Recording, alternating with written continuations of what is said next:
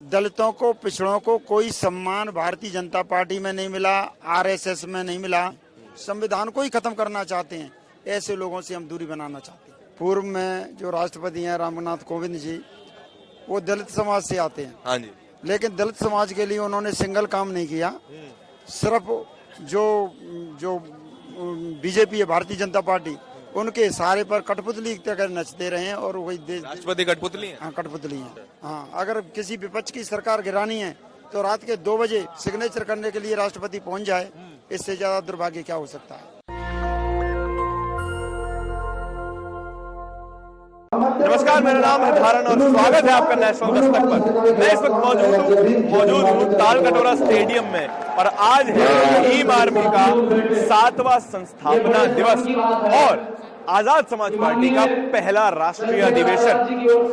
मंच पर सारे भीम आर्मी के नेता बैठे हैं और कई किसान नेता भी हैं और ये पहला अधिवेशन मैंने देखा है जहां पे इतनी ज्यादा डाइवर्सिटी है। हर तरह के लोग, हर समाज के लोग यहाँ पे जुड़ के आए हैं। ये केवल बहुजनों का अधिवेशन नहीं है, ये समाज का है जहाँ जिसकी बात चंद्रशेखर आजाद कहते हैं समतामूलक समाज, जहाँ पर सबके लिए बराबरी हो, जिसकी संख्या भारी, शहर विधानसभा अध्यक्ष प्रत्याशी इस बात अली नारे पर चलते हैं। अनिल सैनी जी व तमाम साथी जो मेरे से चल के आए हैं, तमाम साथियों को धन्यवाद करता हूँ। अलग-अलग राज्यों से अनिल भाई जो पूरी बस लेकर साथ आए हैं, उनका बहुत बहुत धन्यवाद इस्तेमाल करता हूँ। राष्ट्रीय राज्य अध्यक्ष और प्रवक्ता सभी आए हुए हैं और कम से कम नहीं तो पूरा ताल कटोरा स्टेडियम भर दिया गया है और लगभग स्टेडियम के अंदर 3000 लोग और स्टेडियम से बाहर इतनी ही संख्या में और लोग खड़े हैं। कम से कम नहीं तो 5000 लोगों की संख्या इस वक्त ताल कटोरा स्टेडियम के अंदर और बाहर दोनों मिलाकर है। लेकिन एक बात समझिए, हम यहाँ पर खड़े थे और ये प्रोग्राम देख रहे थे तो आपको ताल कटोरा स्टेडियम में इस वक्त सभी महापुरुषों की तस्वीरें दिख रही होंगी। यहाँ कबीर है, बुद्ध है, यहाँ पर भगत सिंह भी हैं, नानक जी भी हैं। लेकिन हम इस सभी में एक तस्वीर नहीं खोज पाए। थोड़ा सा आगे हो गया। वो तस्वीर थी देखना चाहते हैं संविधान के रचयिता डॉक्टर भीमराव अंबेडकर की। वो तस्वीर महज एक बैनर पर है, वहां बैनर है और सिर्फ जो तस्वीर यहाँ पर भीम आर्मी के लोग लेकर आए हैं जिन्होंने लगाई है, महज वहां लगी है। ताल कटोरा स्टेडियम में डॉक्टर भीमराव अंबेडकर की तस्वीर गायब है। ये सिंबोलिज्म आप समझिए कि किस तरीके से अंबेडकर साहब को ये राजनीति भुला देना चाहती है और किस तरीके से उनकी विरासत को खत्म कर देना चाहती है और उस विरासत को संजोने का सपना और आगे बढ़ाने का सपना भीम आर्मी और आजाद समाज पार्टी देती है। हालांकि राजनीतिक रूप से वो जनता के लिए स्वीकार्य अभी तक नहीं हुए हैं, लेकिन वो पहला कदम है जब आप राजनीतिक रूप से स्वीकार्य होंगे और दूसरा कदम तब होगा जब आप उस राजनीति का इस्तेमाल समाज के विकास के लिए करेंगे। अभी हम बाहर चलते हैं और बाहर लोगों से बातचीत करेंगे, फिर बाद में अंदर आएंगे और अंदर उसके बाद बातचीत करेंगे।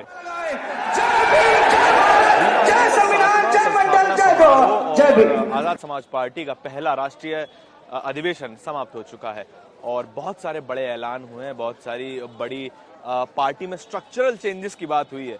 अब आजाद समाज पार्टी और भीम आर्मी प्रॉपर पार्टी के स्ट्रक्चर में ढलने के लिए तैयार हो गई है। बहुत सारे दिशा निर्देश खुद चंद्रशेखर आजाद ने दिए हैं अपनी पार्टी को, अपने कार्यकर्ताओं को। बहुत सारे कार्यकर्ता इस वक्त यहाँ पर मौजूद हैं। हम कुछ लोगों से बात करने की कोशिश करेंगे। नमस्कार अंकल जी, कहाँ से आए हैं? धौलपुर। हाँ जी, धौलपुर से आए हैं आप? धौलपुर से। आप भी धौलपुर से आए हैं? अच्छा, तो धौलपुर में आजाद समाज पार्टी और भीम आर्मी का कैसा कैडर है?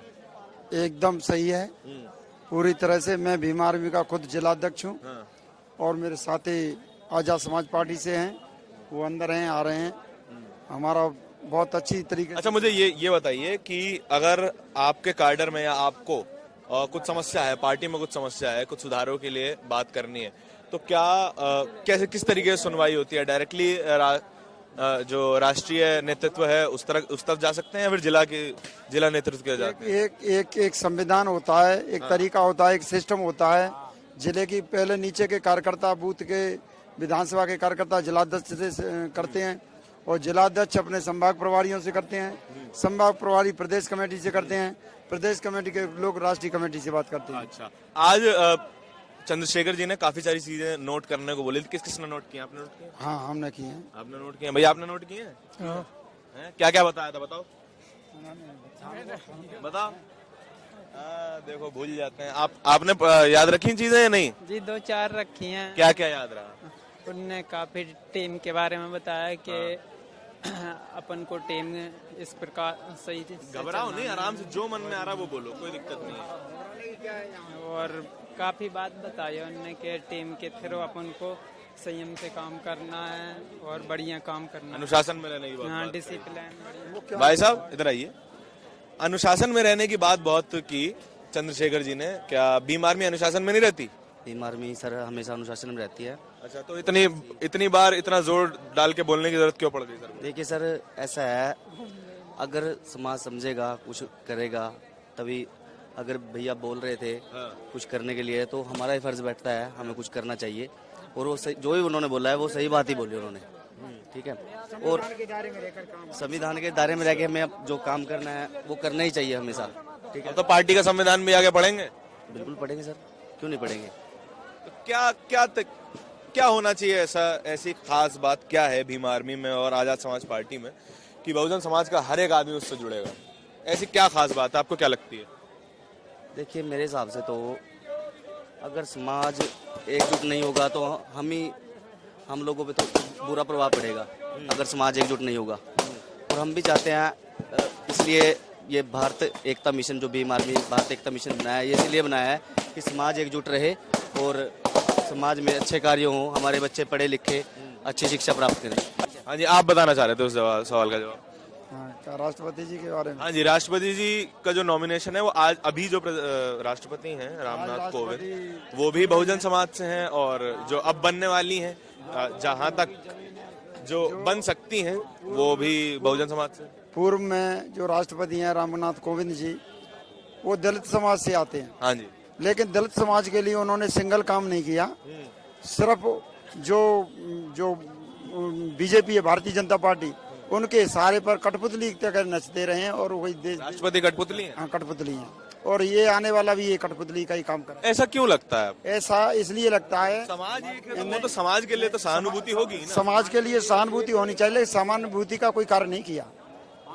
सहानुभूति का 5 साल में कोई एक कार्य नहीं बता सकते कि ये किया है। अच्छा, हाँ, अगर किसी विपक्ष की सरकार गिरानी है तो रात के 2 बजे सिग्नेचर करने के लिए राष्ट्रपति पहुंच जाए, इससे ज्यादा दुर्भाग्य क्या हो सकता है। सही बात। तो आप अगर आपकी पार्टी अगर सत्ता में आती है तो क्या अलग होगा बहुजन समाज से? संविधान के तहत कार्य होगा, संविधान के खिलाफ कोई कार्य नहीं होगा। इनका निजी संविधान है, निजी संविधान के तहत काम करते हैं। संविधान की प्रक्रिया के तहत कोई आज तक न कार्य किया है, न आजाद समाज पार्टी का भी तो निजी संविधान आने वाला है। निजी संविधान है, वो तो कार्य अपनी जो अपने क्रियाकलाप है उनके आधार पर चलने के लिए है। लेकिन संविधान तो वही मानना पड़ेगा जो मुख्य संविधान है, बाबा साहब के द्वारा लिखित है, वो संविधान है। उसके तहत जब सरकार बनती है वो सरकार हमारी काम करेगी और इस संविधान के तहत संगठन के लोग काम करेंगे। ये हमारे राष्ट्रीय अध्यक्ष का प्रोटोकॉल होता है। अच्छा, मुझे ये बताइए कि क्या आजाद समाज पार्टी या भीम आर्मी में महज बहुजनों के लिए जगह है, सवर्णों के लिए कोई जगह नहीं है? नहीं, सबके लिए है, लेकिन अभी फिलहाल बहुजनों के लिए, क्योंकि बहुजनों को न्याय नहीं मिला है। अगर कोई सवर्ण आकर काम करना चाहता है बहुजन समाज के लिए, तब दलितों को, पिछड़ों को कोई सम्मान भारतीय जनता पार्टी में नहीं मिला, आरएसएस में नहीं मिला, तो हम लोग उनको क्यों दें? हाँ।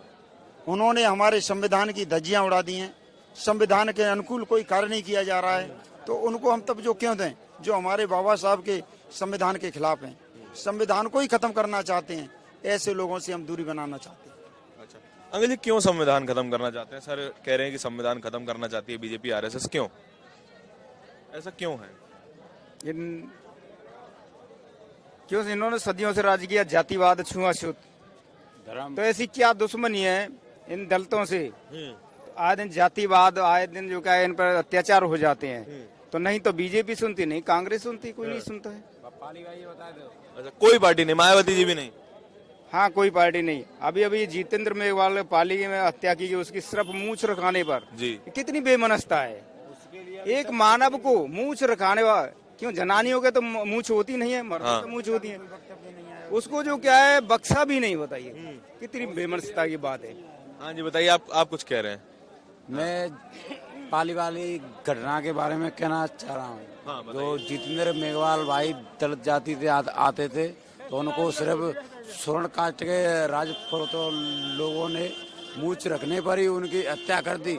तो इसमें एक हिंदू लोग एक दूसरे की की हत्या कर देता है, तो भारत देश में और अन्य सारे कई संगठन बने हुए हैं।